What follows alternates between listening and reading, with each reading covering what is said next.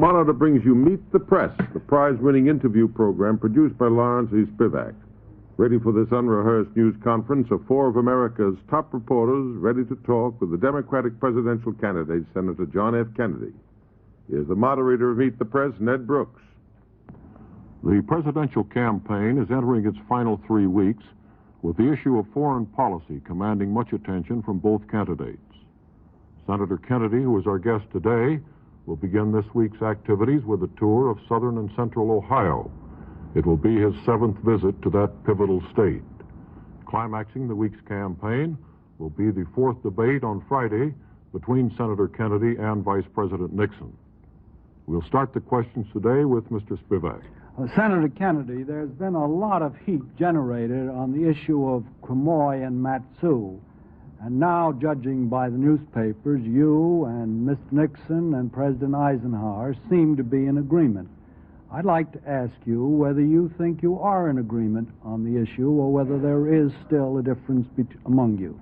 Well, I've always been in agreement with the President's policy towards our treaty commitments and towards Quemoy and Matsu, as defined in public statements of the administration since 1955, and also as defined by administration spokesmen in executive session of the Senate Foreign Relations Committee. I've never disagreed with that position. My judgment was, and I think it was very clear, that a week ago, during our second debate, and in his speech in Albuquerque following that second debate, Mr. Nixon did seem to disagree with the administration. As I gathered his statements at that time, he wanted to extend our commitment, our treaty commitment, which now binds us to the defense of Formosa and the Pescadores, to cover the islands of Quemoy and Matsu. Now, yesterday, Mr. Nixon announced that he agreed with the President and the administration. I agree with the President and the administration. So that I think it's my hope that as I would not want any issue to endanger the security of the United States, I would certainly feel that in the tradition of bipartisanship, no area in the field of foreign policy should be used for political advantage. If we both agree with the President, in my opinion, the matter is then closed. Well, now, Senator, the New York Times, in its analysis today, says that the essential difference remains that Mr. Nixon would hold the islands and Mr. Kennedy would attempt to disengage the U.S. from them. Well, now that is a fair statement? No, but what is the administration position? The administration position since 1955 has been that we would defend Formosa and the Pescadores, that we would defend Quemoy and Matsu if there were an attack which was part of an attack on Formosa and the Pescadores. If the attack was not part of an overall attack on Formosa and the Pescadores, then our treaty commitment would not bind. That's the official statement of our position since 1955. Now, in the spring of 1955, the President said Walter Robertson, who was Assistant Secretary of State for Far Eastern Affairs, and Admiral Radford to see Chiang Kai-shek in an attempt to persuade him to withdraw the nationalist troops from Quemoy and Matsu. Chiang Kai-shek refused to do so. Again, off and on since 1955, we've attempted to persuade Chiang Kai-shek to lessen his troop involvement there. In fact, at the time when our conversations were taking place at Geneva and at Warsaw with the Chinese communists, we discussed the possibility of the United Nations coming into these islands, of a de facto ceasefire coming into those islands. So if I may say that in my judgment, the position of the administration has been that we should defend these islands if it's part of an attack. Meanwhile, they have attempted to persuade Chiang Kai-shek to reduce his commitment. Chiang Kai-shek has been unwilling to do so. And because we didn't want to break morale on Formosa, and because we've been unable to persuade him to withdraw, the situation has remained in flux and rather uncertain.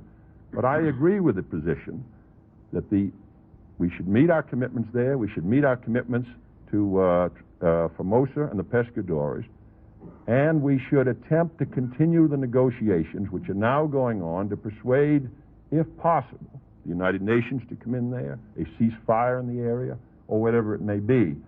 So that the reason that there may be some ambiguity, Mr. Spivak, in the matter is there's some ambiguity in the treaty and in our statements. But I don't want the Chinese communists to be under any misapprehension. I support present administration policy. I support the administration policy towards Quemoy and Matsu over the last 5 years. It is the same position that I take. The point is that Mr. Nixon wanted to extend our commitment to guarantee those islands, regardless of whether or not the attack was part of an overall attack on Formosa and the Pescadores. Well, now, the Generalissimo has said that it is a matter of morale, and he says that if we lost those offshore islands, even the U.S. 7th Fleet couldn't defend Formosa. That's the reason that we've been unable to persuade him to withdraw from these islands. But, Mr. Spivak, in the last 24 hours, I have read administration statements from the highest source before the Senate Foreign Relations Committee as late as 1959. And these statements, and the statements in 58, during the time of the bombardment, indicate very clearly, as does the mission of Walter Robertson and Admiral Radford, was the attempt to persuade Chiang Kai-shek to lessen his commitment on these islands. Well, Senator, the President of the United States in his press conference in 58 said it was unwise to move so many troops to these islands. One of these islands is 2 miles from the coast of China. well, Senator, there's a practical thing, though. If the islands are attacked and the Generalissimo fights for them as though they were part of the Formosa business because it's going to hurt morale if he loses them, just how will the United States at any time be able to disengage itself That is why, from the Mr. whole Spivak, business? for 5 years, this matter has been involved in this very difficult way. There has been no doubt that administration policy since 1955 has been to persuade Chiang Kai-shek to lessen the number of his troops on these islands. He has been unwilling to do so. And that is why we are still involved in the subject of Quemoy and Matsu. Not because these islands are strategically defensible, not because they're easy to hold, but because Chiang Kai-shek has been unwilling to withdraw, and we've been unable to persuade him to do so. But I want to make it clear, Mr. Spivak, that the administration has never suggested that we should extend our treaty commitment to these islands. Mr. Nixon, in his speech in Albuquerque, said we shouldn't yield 1 inch there. And yet for 5 years, we have on and off attempted to persuade Chiang Kai-shek to lessen his troop commitment. We've talked about the United Nations coming in. We even discussed the matter with the Chinese communists. There's no doubt of this record, nor would the Secretary of State or the President say that it wasn't so, because it is so. Now, I feel that if Mr. Nixon supports administration policy in this area, I do too. Therefore, I'm prepared to move on to a discussion of other issues. This issue, in my opinion, could properly be closed. I would not want the Chinese communists to think we're divided over our support of our treaty commitments and their implications in this area. And as an American, I am prepared. I voted for the treaty in 55. I'm prepared to meet that commitment. But I don't want anybody to be under any illusions that it is a situation which is not wholly satisfactory from our point of view. Admiral Yarnell said these islands weren't worth the bones of a single American soldier.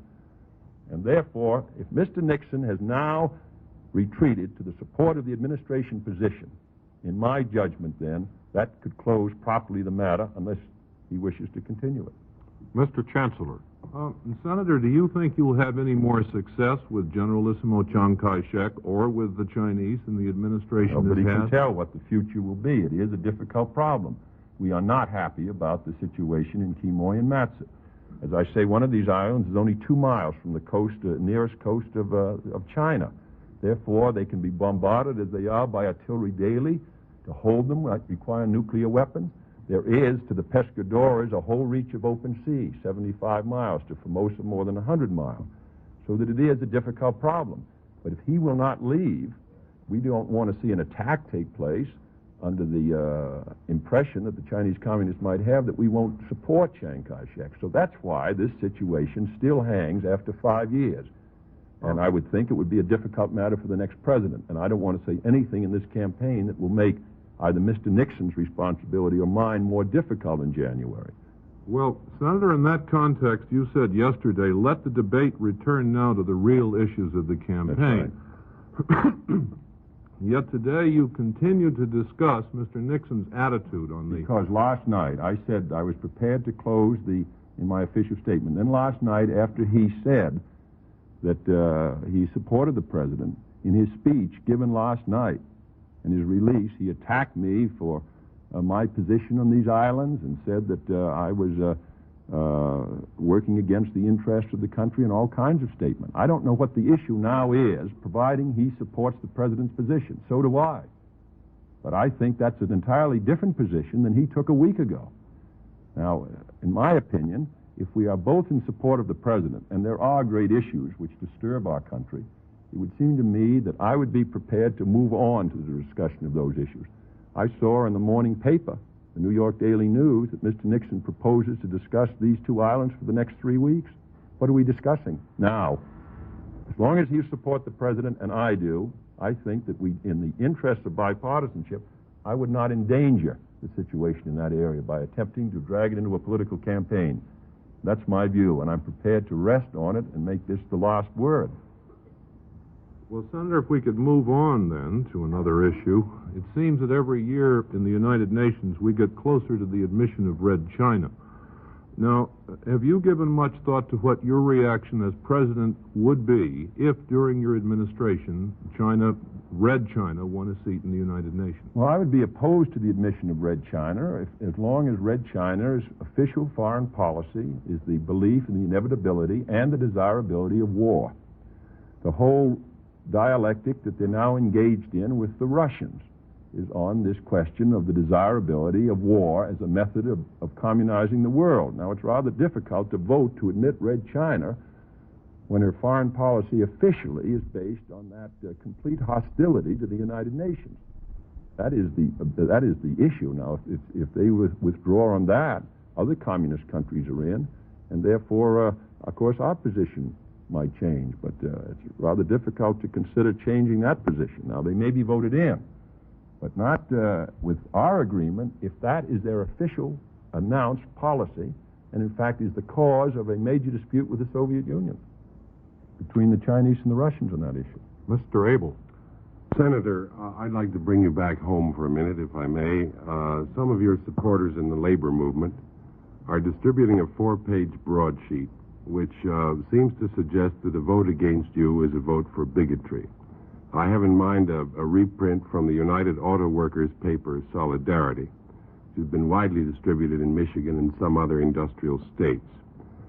The key theme seems to be, which do you choose, liberty or bigotry? A vote for Kennedy being a vote for liberty, presumably.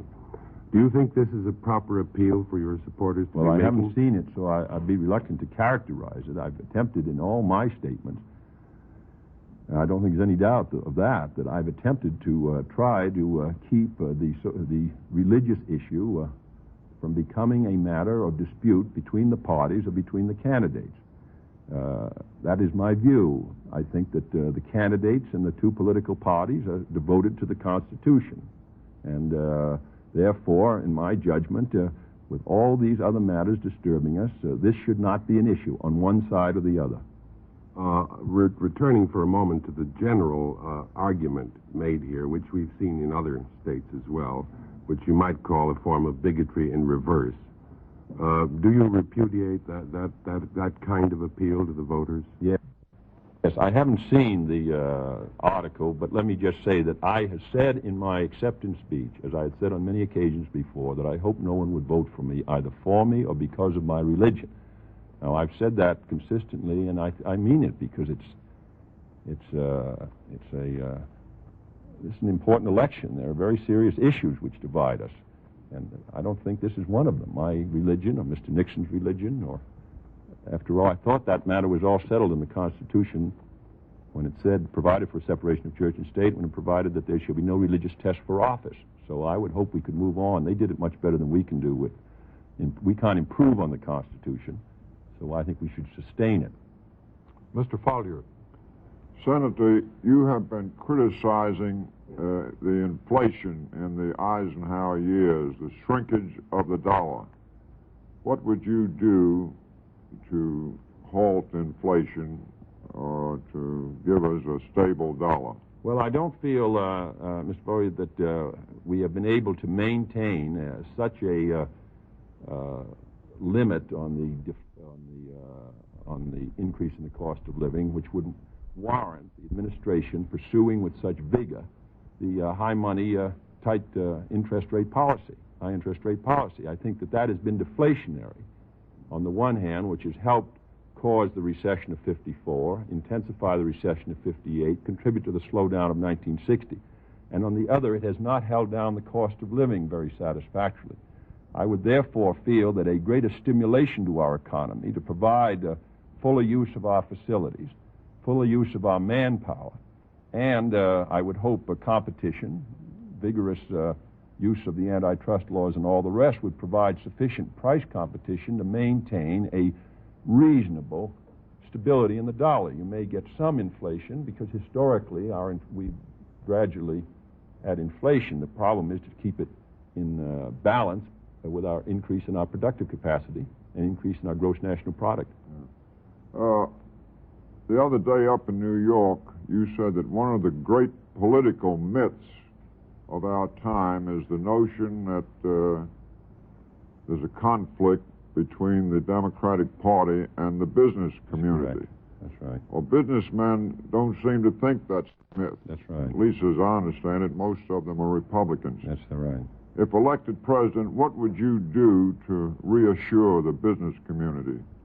Well, let me just say that if the President of the United States, his basic domestic objective will be to maintain full employment in the country for two reasons. First, because he wants people to have jobs, and secondly, because it's only if our economy is booming that we can get the revenues to provide for our defense and all the rest of the program. So he has to try to provide, and his party, an atmosphere by which business will flourish. They are the employers.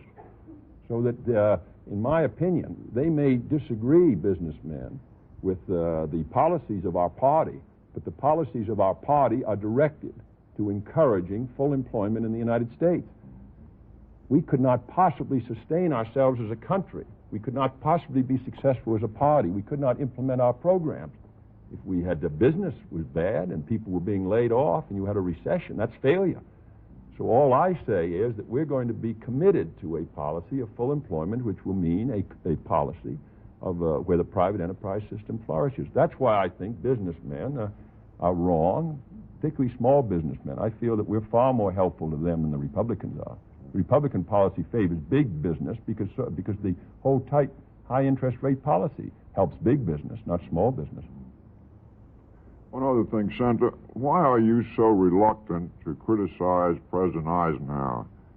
I notice in your speeches you make jibes at other Republicans, or other Republican presidents. You talk about keep cool with Coolidge. Yes, Mr. Harding. 2 chickens in a pot with Hoover. And you take a crack McKinley. at Landon and Dewey. And then suddenly, when you get to Eisenhower, there's sort of a silence there. Do you think it would be politically dangerous to criticize President Eisenhower? Well, I feel that President Eisenhower first isn't in the tradition of McKinley, Harding, Coolidge, Landon, Dewey. That's number one. You say that he's not in the tradition. He's not in that tradition. He came into the Republican Party sort of sideways. In fact, there was some question in 1948 whether he was going to run as a Democrat or not. That's number one. Number two, I have a high regard for President Eisenhower personally. I've been critical of the leadership of this administration. I feel that our power, vigor, prestige has not kept up with the requirements of our times in the last 8 years. I've been very critical in every speech I've made of that. President Eisenhower has been the president. He must bear his measure of responsibility. I'm not involved in a personal dispute. I admire the president personally, but I do disagree with the policies that his administration has followed. Basically, however, the question is for the future. That's the question Mr. Nixon and we're not going to undo the last 8 years. And the question now is, should the country entrust the leadership to the Democratic Party and to me as president, or should they entrust it to the Republican Party and Mr. Nixon? That's the issue. Mr. Spivak. Senator Kennedy, you and Vice President Nixon seem agreed that the United States is today the strongest military power in the world. Now, since he believes also, as you do, that every necessary step must be taken to keep it so, why do you continue to make an issue of our military strength? Spivak, we disagree very greatly. He says our prestige has never been higher. Talking about our military power. Oh, no, but this is all tied up with the prestige. When I use the word prestige, I'm talking about the image of the United States abroad, militarily, economically, politically, socially, scientifically, educationally. I believe in all those areas our relative position is not satisfactory. We have sufficient momentum because we had an atomic monopoly for a while and a hydrogen monopoly, and we had a great airlift capacity, we have sufficient momentum to carry us through to the present time as a strong military power. But the rate of increase, the rate of military growth is not in our favor. That's what I disagree with. In fact, we've been living off our fat for the last 3 or 4 years militarily. The Soviet Union made the great breakthrough in space and in missiles, and therefore they're going to be ahead of us in those very decisive weapons of war in the early 60s. What is true in militarily is true economically. Their rate of increase is greater. It's certainly true scientifically. And in the image they give to the world of a country on the make, on the move. But you agree with him that our military power today is greater than any other power in the world? I would say, no, wait a minute, I've said that. It's yes, not a question of agreeing that. with him. I do believe that today, October 1960, we are the strongest power in the world. But the point is, when are the curves going to meet?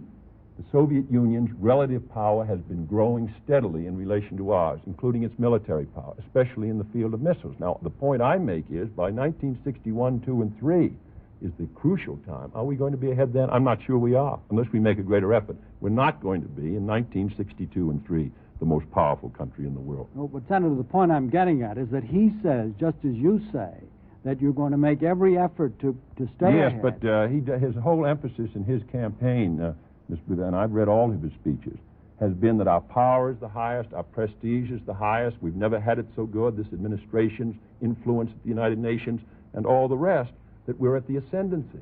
There is no note of urgency in the messages which Mr. Nixon has been giving the last 2 months. They have been reassuring, and I don't think these are times when we can reassure ourselves that we are stronger, better, that our power and influence is growing. I think that's the basic issue that separates us. I think that Governor Rockefeller takes the same view I did. His speech in June 1960 was as critical of the administration or more critical than anything I have said. I don't think that there's the slightest doubt that the Rockefeller brothers' reports and his speeches prior to the Republican convention struck the exact same note of urgency that mine did. But Mr. Nixon hasn't struck that note. Mr. Chancellor, Senator Prime Minister Macmillan yesterday endorsed the idea of a summit conference to be held next spring. Therefore, we have the Russians demanding one, and the British seem leaning toward one. Now, if you're the man who would have to attend the summit conference, what would be your views on it? Well, I'm hopeful, in fact, I feel it would be essential, Mr. Chancellor, that there should be negotiation at the secondary level on these matters which divide us. Berlin, disarmament, cessation of nuclear tests, control of outer space, the disarmament of outer space. I would feel that foreign ministers and at the ambassadorial level there should be conferences which would indicate that we were going to accomplish something. Otherwise, there's a confrontation, and then the parties separate, and then what? Unless we're going to meet with a effort to settle at least partially some of these questions or ease the tensions, then the summit serves as nothing more than a gigantic spectacle which disappoints the world. Would that be your view, sir, on the general trend in diplomacy toward what we call personal diplomacy on the part of leaders of states? There's been a great deal of it in the past few years, and some people have criticized it. No, I think that it's valuable. I would think the next president of the United States should certainly talk with General de Gaulle and with Dr. Adenauer. And certainly he would see Mr. Macmillan and the others, and I would hope the free world, I think, can stand a good deal of communication in the early part of 1961 on the question of NATO, which is a very serious one, French position in NATO, and all the rest. When we go to meet with the communists, however, and Mr. Khrushchev, who has shown himself to be so volatile, so bellicose, belligerent, I would like to feel that we're moving in a definite direction with some understanding in advance. Gentlemen, we have about 2.5 minutes. Mr. Abel. Senator Kennedy, both parties have been talking civil rights for a great many years. Congress has passed 2 bills in the past 4 years, and yet thousands of citizens are still deprived of their voting rights. Would you favor use of the 14th Amendment, Section 2, a tool that, to my knowledge, has not been used in our time, to penalize any state that denies its citizens the right to vote?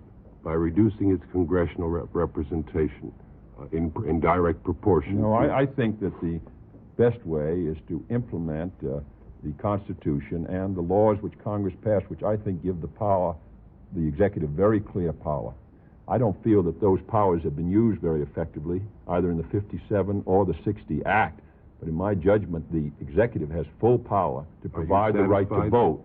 I don't think there's any legal limitation now, any lack of weapons by the Attorney General or the President to compel the right to vote if a major effort is made. And in my judgment, a major effort should be made in 1961 to make sure that there's no subterfuge, that everyone has the right to vote, that no tests are used which deprive people artificially based on race of the right to vote.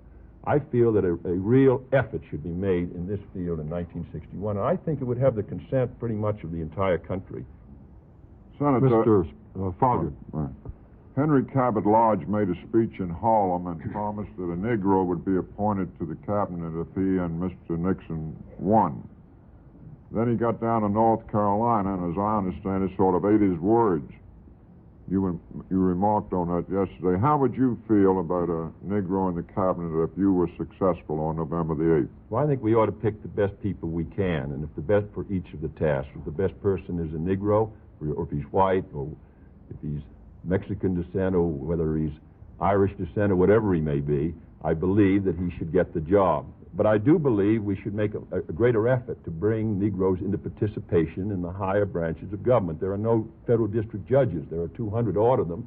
Not one of them is a Negro. We only have about 26 Negroes in the entire Foreign Service of 6,000.